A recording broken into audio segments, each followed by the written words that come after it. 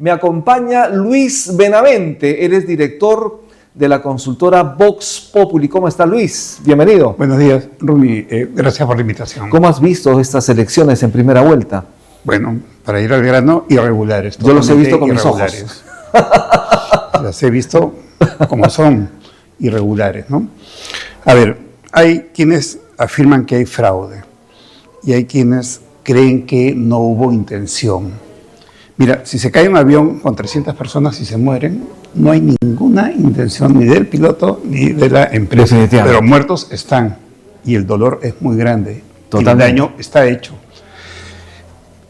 Es un tema culposo, si se quiere, para usar un término jurídico, ¿no? Entonces, si hubo o no intencionalidad, eso lo tendrá que determinar la justicia y tendrá que haber una investigación y esperemos que sea exhaustiva y que no muera en la playa como suele ocurrir en el Perú. Porque las actas no llegaron a los lugares de votación, esto es irregular totalmente. Ahora, o hubo un fraude intencional o hubo un fraude culposo. No sé si existe la frase, pero en todo caso simplemente estoy extrapolando del ámbito jurídico el tema culposo, donde no hay una voluntad, pero el daño está hecho, ¿no? Si yo estoy manejando y mato a alguien por imprudencia sin intención, será culposo y habré hecho un daño y tendré una sanción y tendrá que haber una reparación.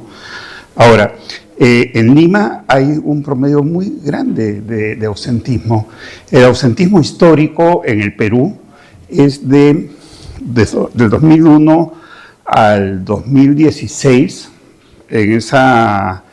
en ese promedio no incluye el 2021 que tuvo un sesgo por la pandemia, donde la gente pensaba que se iba a contagiar y estábamos... Sí, claro, y la gente prefirió no ir a votar. Sí, estábamos en la segunda o tercera cepa, que fue peor que la primera, ¿de acuerdo? Entonces muchos no votaron, ¿no? Pero si saco el promedio del 2001 al 2016, en 4 elecciones, el promedio nacional de ausentismo es de 15%. En esta elección, al 93%, el promedio está encima del 23%. Ya, eso te dice algo, ¿no? Eso me dice mucho. Hay 49% encima del promedio histórico. 49% más de ausentismo. Claro. Y la única causa es que no llegaron los materiales. Entonces, muchos ciudadanos fueron a votar, se cansaron de esperar, no regresaron. A mí me ocurrió, claro, un caso individual no tiene valor científico.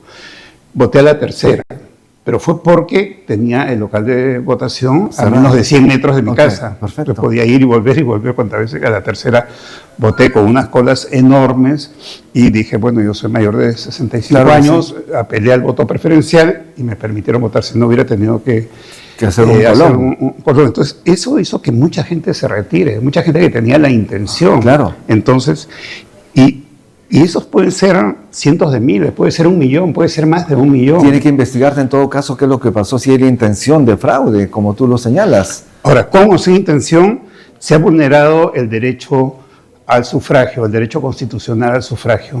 Por un lado, se ha hecho pedazos la equidad electoral, porque la equidad es para todos los actores que intervienen en el proceso electoral. Ahora estamos hablando de 13 mesas en 13 lugares de votación, estamos hablando de aproximadamente 52,000 personas que han tenido que ir al día siguiente a votar. Obviamente han ejercido ese derecho, sin embargo la molestia está. Se han quejado, obviamente, se tiene que investigar, pero la molestia está. Ahora, el problema de fondo no es ese, ¿no? Porque esas 13 mesas, esos 13 locales de votación en Lima, con 63.300 votantes, según lo que se dijo el domingo, es el 0,23% del total del voto. ¿Ya? Pero el ausentismo está por encima del promedio en 10%. Okay. Entonces ahí podemos hablar de 1 millón de personas que fueron impedidas de votar. Ahí está la gravedad del impacto masivo de este hecho de no ¿Pero llegar cómo se entiende material? si son 63.300 a 1 millón? No, estoy hablando de dos cosas diferentes. Totalmente diferentes. 63.300 son los votantes de las 13... Perfecto. De los 13 locales de votación que votaron al día siguiente. El impacto es 0,23% del total nacional del voto.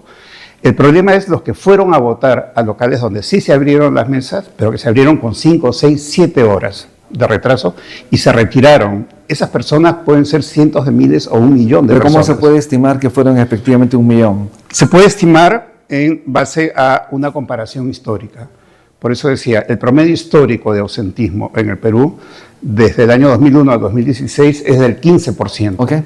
Y el promedio histórico, el promedio ahora es 23%. 23%. Es 49% más ahora respecto al anterior. Y eso puede ser 1 millón de personas, es una estimación razonable. Perfecto, razonable. Luis, vamos a ver nuevamente en pantalla porque lo están pidiendo a través del interno en redes sociales. Quieren ver de cerca justamente cómo van las cifras. Lo vamos a ver en pantalla, por favor. Al 93,2%, 93,23% Keiko Sofía Fujimori, lo vamos a ver, 2.684.105 votos válidos, 17,065%. Luego está Roberto Sánchez de Juntos por el Perú, 1.884.660 votos válidos, 11,982%. Y le sigue Rafael López Aliaga, muy cerquita, con 1.876.043 votos válidos, con 11,927%.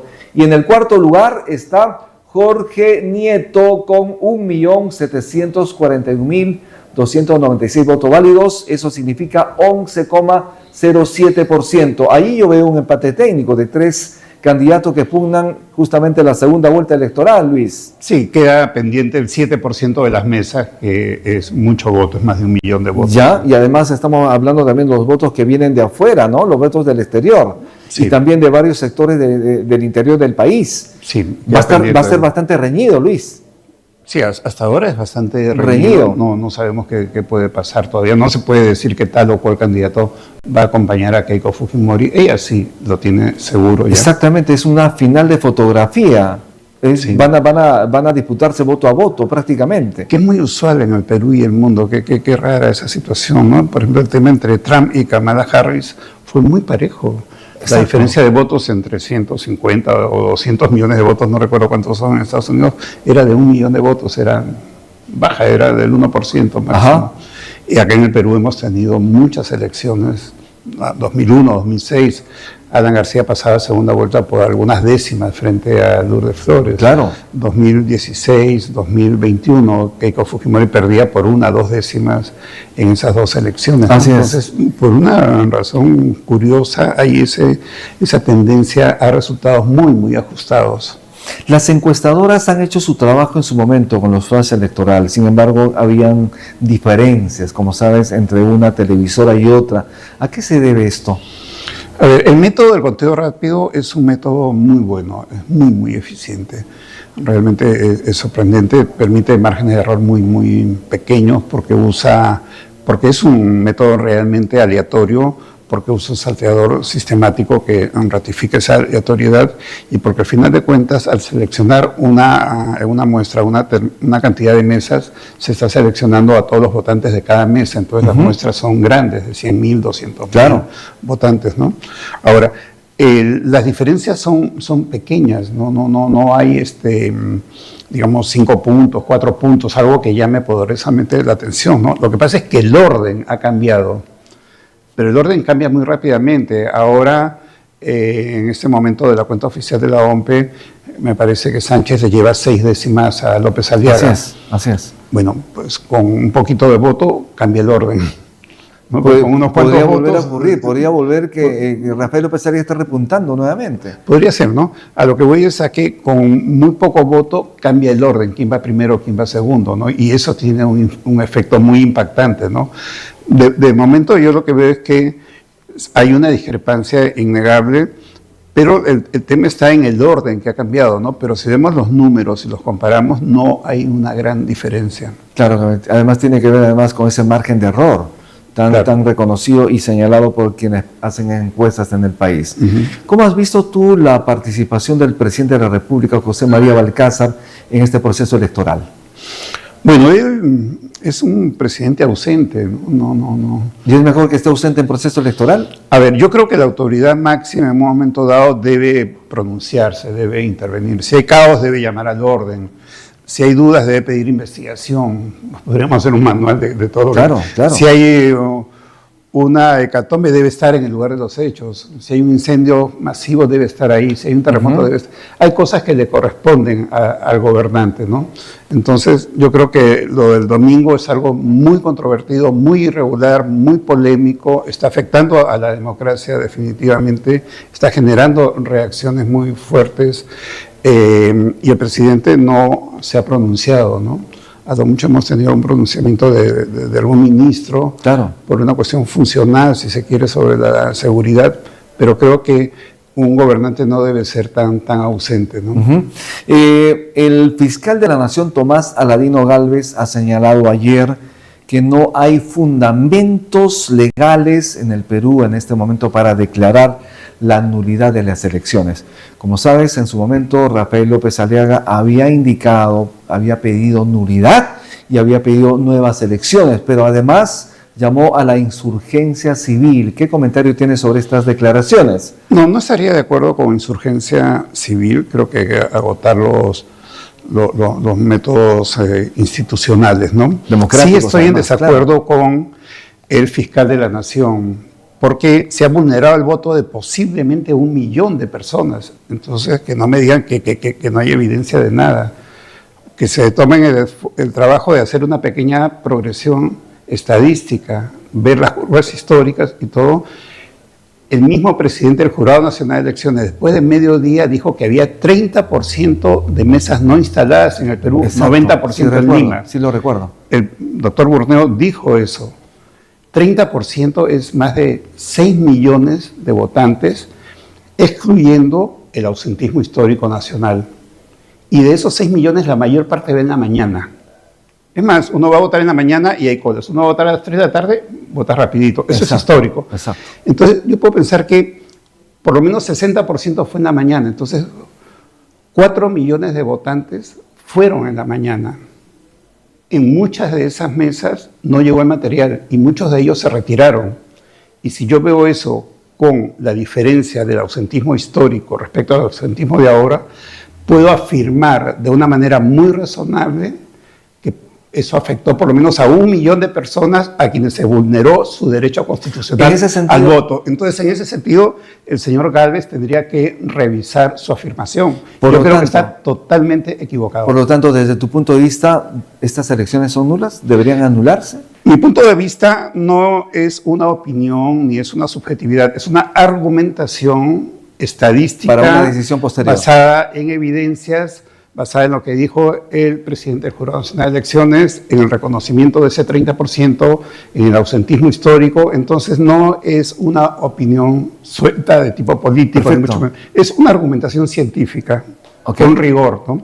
Ahora, fáctica, 100%. Desinteresada absolutamente. Que no le guste a unos o no le convenga a otros, eso es problema de los Pero si esto se comprueba efectivamente, entonces sí correspondería a una nulidad de elecciones. Bueno, que se pronuncien los entendidos constitucionales en derecho electoral, ¿no?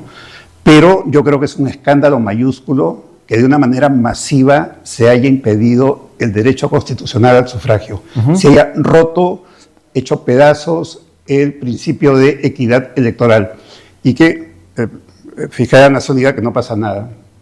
¿Y qué opinión tienes sobre esta, en todo caso, esta respuesta de Rafael López Aliaga de llamar precisamente a insurgencia civil? No, yo creo que hay que ir por los caminos. ¿O está en el camino adecuado? No estoy de acuerdo con eso. No creo que hay que ir por los caminos institucionales, jurídicos, legales, judiciales, etcétera, ¿no? Creo que hay que ir por esos caminos, si no entramos a un enfrentamiento y algo que puede conducirnos a una situación muy complicada como país. El alcalde de Lima, Renzo Reyardo, como sale sucesor de Rafael López Aliaga, ha señalado ayer y ha asegurado que Rafael López Aliaga y Keiko Fujimori deberían pasar a la segunda vuelta. ¿Este comentario qué te parece? Bueno, claro. ¿Es interferencia de una autoridad en un proceso electoral? Bueno, creo que toda persona debería tener derecho a la opinión. El sistema electoral está plagado de cosas raras. Por ejemplo, se prohíbe que una persona mencione su religiosidad. Eso me parece un absurdo que recorta la libertad de la persona. Si yo soy candidato, tendría que tener el derecho de mencionar a Dios. ¿Cómo usted tendría el derecho de no hacerme caso y no creerme? Perfecto. Pero ¿por qué prohíben? Ahora, es interesante, pero la gente que prohíbe este tipo de cosas aplaude al Islam y a ese sector religioso. Y es que no se puede aplaudir totalitarios, fundamentalismos, obviamente. Pero son muy flexibles con los islamistas fundamentalistas, pero son implacables con los cristianos porque ponen una imagen por ahí. Porque no dejan la libertad de la persona. ¿Por qué el sistema electoral tiene que prohibir eso? ¿Por qué la OMP el 2021 cuestionó a unos futbolistas que salían a dar su opinión? Eso va contra las libertades. Eso es algo que no debe aceptarse y se está tomando como algo regular. ¿Ok? Yo estoy en total desacuerdo. Creo que la democracia es ejercicio de la libertad. La votación, el sufragio es ejercicio de la libertad. Entonces no recortemos la libertad, como tampoco debe ser obligatorio el voto. Yo también opino lo mismo, no debería ser obligatorio ir a votar. Sin embargo, en el Perú, imagínate, habría más ausentismo. Posiblemente. Claro, pero habría por otro lado un voto más calificado, ¿no? Porque habría voto no del que está presionado a votar, sino del que libremente quiere elegir. Creo que sería un voto más calificado, sería la palabra que yo usaría. Luis Benavente, muchísimas gracias por estar en altavoz. Antes de irnos a esa despedida de las audiencias que se están viendo y escuchando a través del programa. Gracias por la invitación, Rumi. Buenos días con todos.